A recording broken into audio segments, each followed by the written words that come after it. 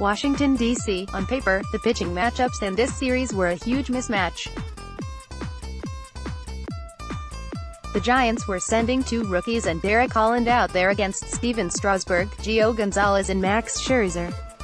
Night one went to the Giants, anyway. Strasburg was shelled in 2 innings before leaving with an injury and the Giants rolled to a 9-5 win over the Nationals. After taking 5 of 6 on the homestand, they opened a 10-game trip with a big victory. Here are the details. Andrew Suarez hit 95 miles per hour in the first inning, struck out for the first time through the order, and got 6 runs of support. He could not qualify for the win. Suarez was pulled after giving up a pair in the 5th. He left with 1 out and 2 more on base. The stuff was good, but he was charged with 4 earned on 6 hits and a walk. Reyes Moronta has been outstanding. After Bryce Harper's 2-run single got the Nationals within a pair, Moronta entered and stranded a couple of runners. He has a 1.57 ERA. Strasburg was pulled before his first at-bat, which was taken by Scherzer. He gave up 5 hits in his 2 innings and all of the contact was loud. Andrew McCutchen hit a solo shot in the first and Pablo Sandoval and Hunter Pence had doubles in the second. Brandon Crawford had 2 more hits. He's batting .327, which ranks him 6th in the National League. The guy might compete for the batting title this summer. Juan Soto took Suarez the opposite way in the 4th for a 2-run homer. Juan Soto is 19 years old. The homer was Juan Soto's 3rd in 17 games since his promotion. Juan Soto is 19 years old. That's pretty freaking cool. No matter who you're rooting for, the wait continues for the human highlight reel of Scottsdale to go from spring training star to everyday center fielder in San Francisco.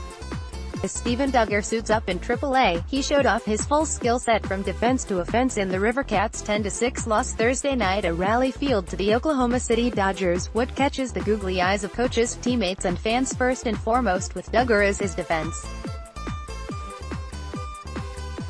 At 6'2", Duggar glides in center field, letting his speed take over. At the crack of the bat, Duggar is hunting down his red-seamed prey. Andrew Toles found this out the hard way in the top of the 5th inning. Toles smoked the fastball and lined it center field with tailing spin to Duggar's backhand side. The Gazelle found his dinner. Have a night, at @Sidug_9 hands clapping at SportsCenter. This time it was his arm he was showing off.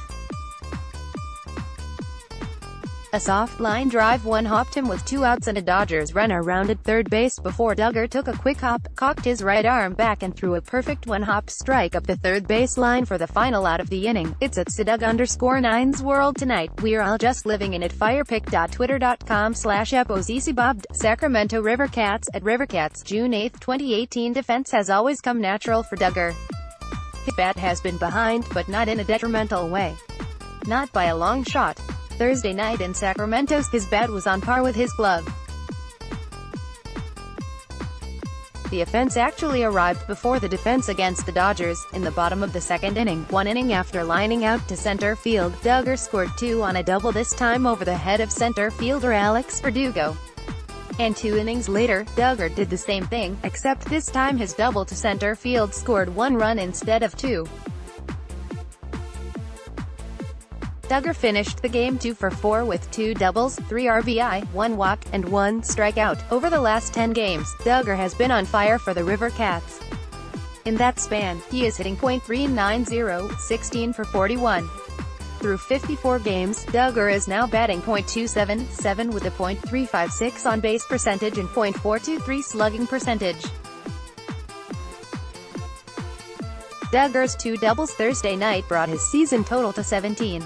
He also has 3 home runs and 9 stolen bases. If Duggar's AAA numbers were those of an everyday player on the Giants, he would lead the team in stolen bases and triples, 3, rank 2nd in doubles, in 5 less games than Andrew McCutchen, and 4th in on-base percentage. When the Giants signed Austin Jackson to a 2-year deal in the offseason, the thought was that the veteran would serve as a short stopgap before Duggar was ready. But Duggar has dealt with his ups and downs at the plate, and the real speed bump in his road to San Francisco has been the emergence of Gorkys Hernandez. The wait is certainly winding down, and it will come sooner than later for Duggar. And when it's over, he showed Thursday night in Sacramento that he can put on quite the show. Programming note: NBC Sports Bay Area is looking back at the Giants' 60 memorable moments since the franchise moved from New York to San Francisco. Tune into Pre-Game Live at 3 p.m. to see the next 2 moments you can vote on. Then, after the Giants and Nationals conclude, tune into Post-Game Live to see which moment will move on to the next round. Make your vote count. 1. Brandon Belt's 18th inning homer against the Nationals in 2014 NLDS, 9-time winner. Brian Johnson's walk-off home run against Dodgers in 1997, from Alex Pavlovich by the end of an 18-inning win over the Nationals in Game 2 of the 2014 NLDS. The Giants were drained in every way. It would be understandable if some of them have few solid memories of the 6-hour, 23-minute marathon game, but Brandon Belt will never forget the details. His solo shot off Tanner Roark in the top of the 18th was the difference in a 2-1 win. 4 years later, the moment is still fresh in his mind, from his preparation for the at-bat to the emphatic bat drop. From Brandon Belt: I remember chugging a Red Bull.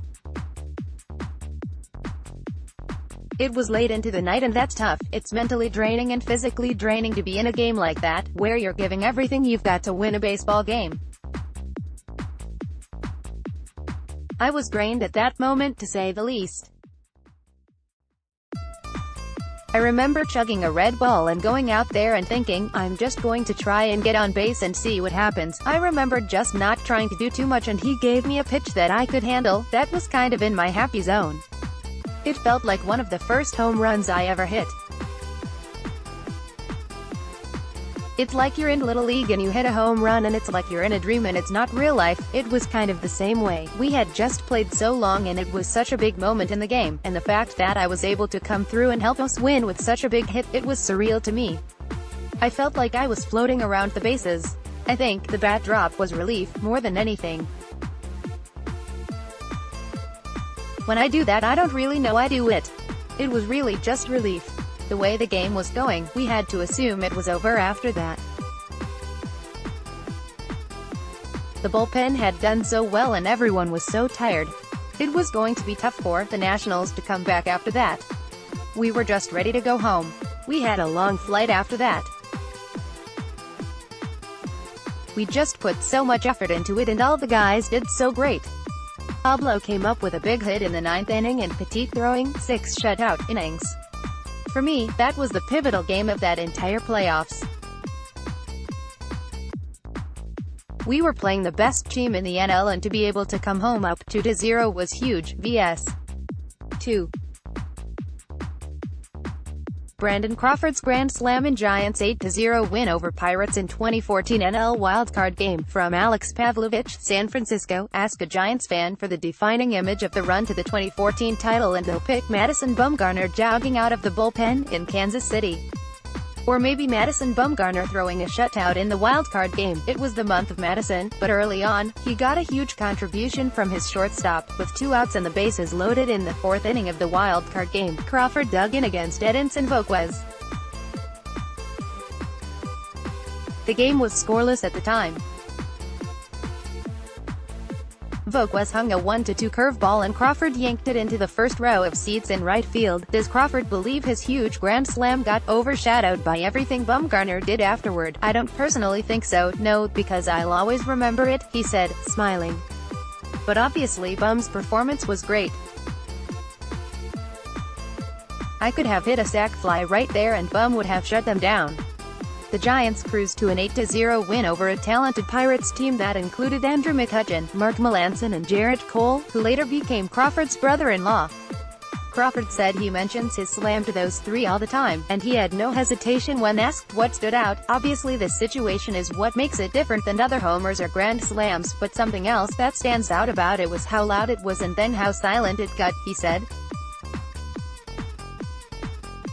I think that's what a lot of people remember about it. Anybody that was there probably noticed that. In this bracket, Crawford is up against the other Brandon.